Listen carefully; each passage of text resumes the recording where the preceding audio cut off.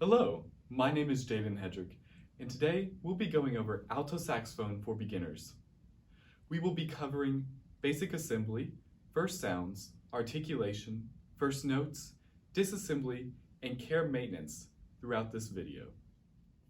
Before starting assembly on our saxophone, we need to make sure we put the case on a safe and flat surface.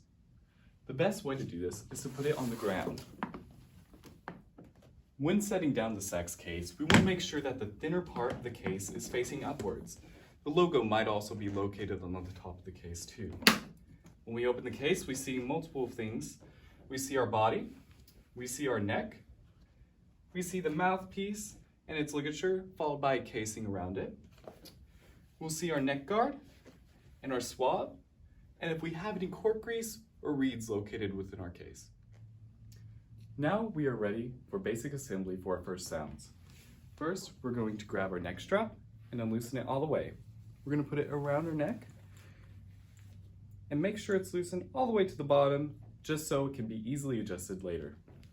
Now we are going to grab our reed, either put it in your mouth or in a cup of water. For the purposes of this video, I'll be putting in a cup of water to the side so that it soaks while we get the rest assembled. Now we are going to grab our neck and our cork grease, and we're going to apply a little bit of cork grease on top of the cork. You can slightly rub it in there, and then close that cork grease. Next, we'll be getting the mouthpiece and the ligature. We can take the ligature off really quickly, and while we have that, we have the mouthpiece, and we can lightly screw it in. Make sure that the hand does not put too much pressure onto the octave key rod. I like to put it around my hand around this way to make sure that we don't bend it. After we see that our mouthpiece is almost parallel and straight down this rod on the neck, we can now apply the ligature. The ligature goes on top right here with the screws facing us and to the right. Now, if you put it the other way, it just won't go in. So you'll know if you put it in correctly.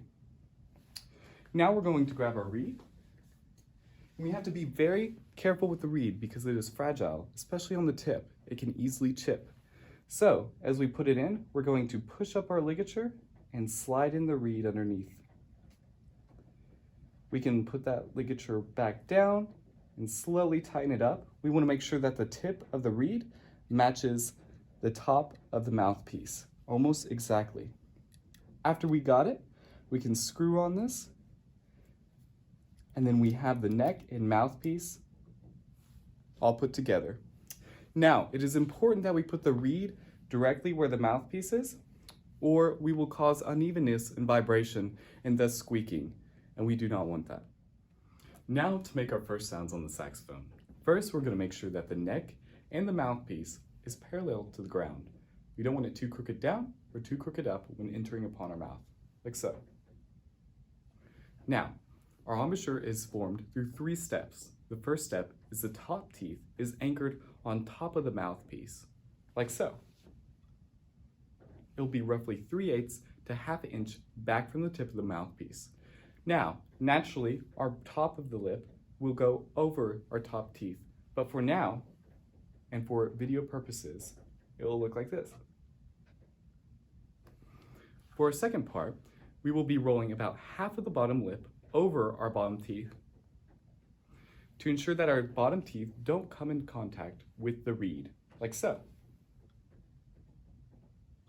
Finally, the third part to this is to make an O shape with your mouth. This can be simulated through whistling or saying O, O.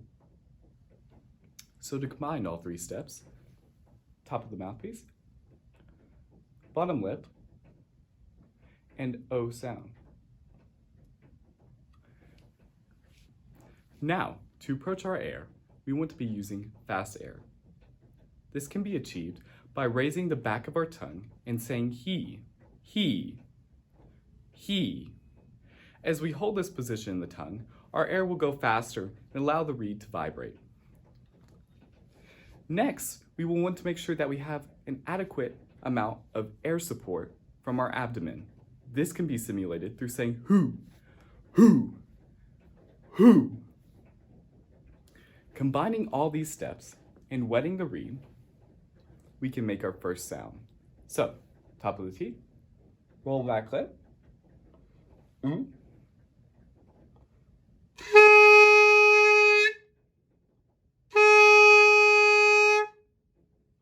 like so. That sound should be producing a G sharp on the piano. You can check this by going over and playing with it.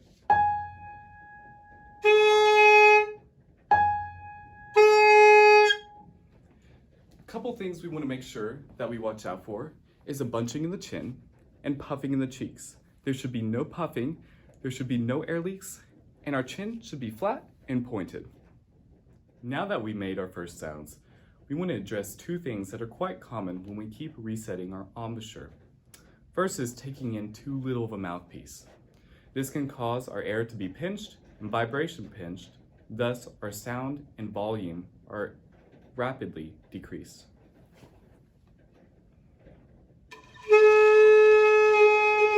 The timbre also sounds very off and not full.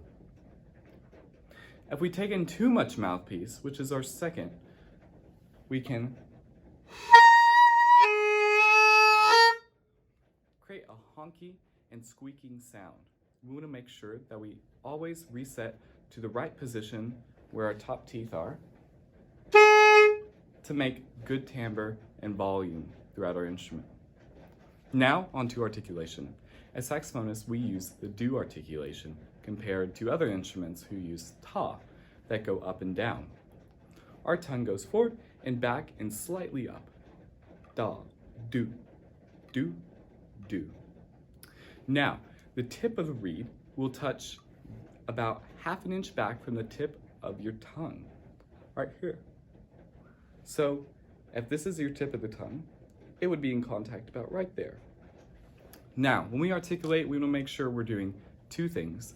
We are making sure that our he position in the back of the tongue is still there, that we have fast enough air, and that we have an adequate enough of air support, like going back to the who or ha.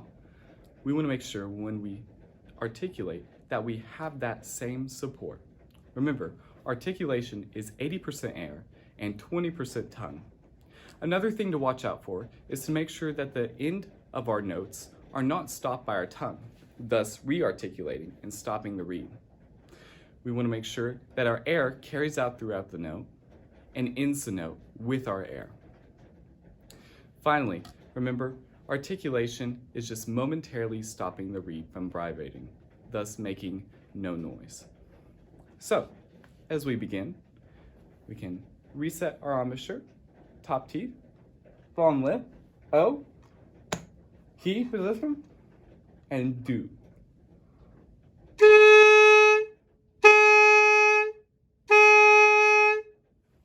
Try that now. Articulation. We're ready to put the full body together. Put your neck and mouthpiece in a safe place where it won't get damaged. And let's grab the body by both hands around the back of the body, not touching any of the rods so we don't bend them. Take the clasp at the end of your neck strap and put it in the ring on the back. If we have a closed clasp, this will make it where it will not fall out, but if you have an open one, just be sure to be careful and not let your saxophone fall off your neck strap. Now that we've had that, we can take this end cap off and put it into our case to make sure it stays in place. Take the neck and the mouthpiece and put it on top of here, like so. We want the rod right here on the neck to follow down the rod of the octave key. After we got that tightened in there, we can screw this in the back to ensure that our neck and mouthpiece do not move. Now on to posture. We're going to adjust our neck strap so our mouthpiece naturally goes into our mouth. Right now mine is too high, and I would adjust it a little down so that I can easily just rest my top teeth on top of my mouthpiece. For our hand positions, we're going to put our first 3 fingers on top of these 3 pearls, the larger pearls, and our pinky on these keys right here, just laying down. For our bottom right hand, we're going to do the same, 1, 2, 3, and then pinky on these keys right here. When standing up, our body and the bottom of the joint of the saxophone should be laying against the body, like so. If so, it can naturally curve to the side, and you would have to adjust your mouthpiece just a little bit to the right or left, like so, to give a natural curvature to your right arm. Posture can be taken two different ways when sitting down. For younger students, when the body is too big for the student, we can put it to the side. The head naturally tilts with the saxophone following it, and the mouthpiece and the mouth are still parallel to each other. Make sure that we do not dip too much or too high, where the support is just laying against our side. For older saxophonists and in modern ensembles, we will put the saxophone straight up, laying and resting on the left inner thigh, like so. Once again, our back thumb should not be used for support of holding this up, just resting. Make sure that we do not rest our saxophone on top of our legs or in between our legs as well. Now for the first three notes, B, A, and G. B using the first finger, A second, and G third. As we go down, we hold the previous pearls we just pressed down, and make sure that our other fingers are not flying away from the other pearls, and that we're just lightly resting on them, not pressing any other keys down.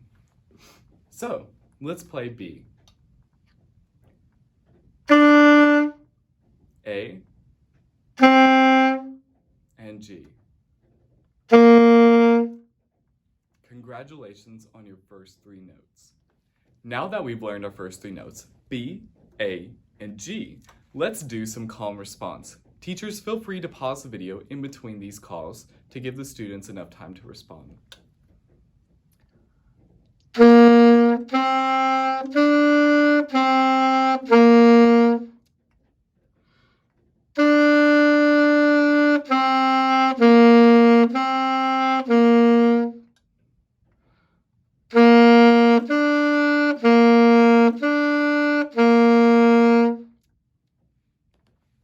Congratulations! You have made it through the basics of playing alto saxophone.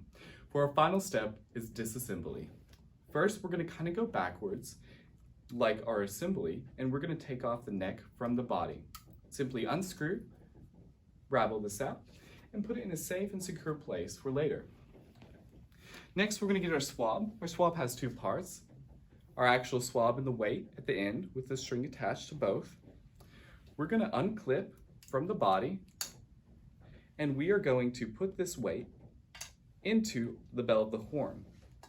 Gently wrap it around, and we're going to have the weight fall out at the very end. This sometimes takes a little finagling, and we have the weight come out at the end. We want to grab that weight and pull it all the way through so the moisture comes out. Be sure not to hold any rods when moving around the body, once again, so we don't bend any. Now, take the cap and put it in the end, right here, so we don't bend that octave key when we put it in the case. Gently lay down the body onto our neck and mouthpiece. We're first gonna unscrew the ligature. We're gonna take the reed out, how we put it in, very carefully, once again, so we don't chip that reed, and put it in a reed case.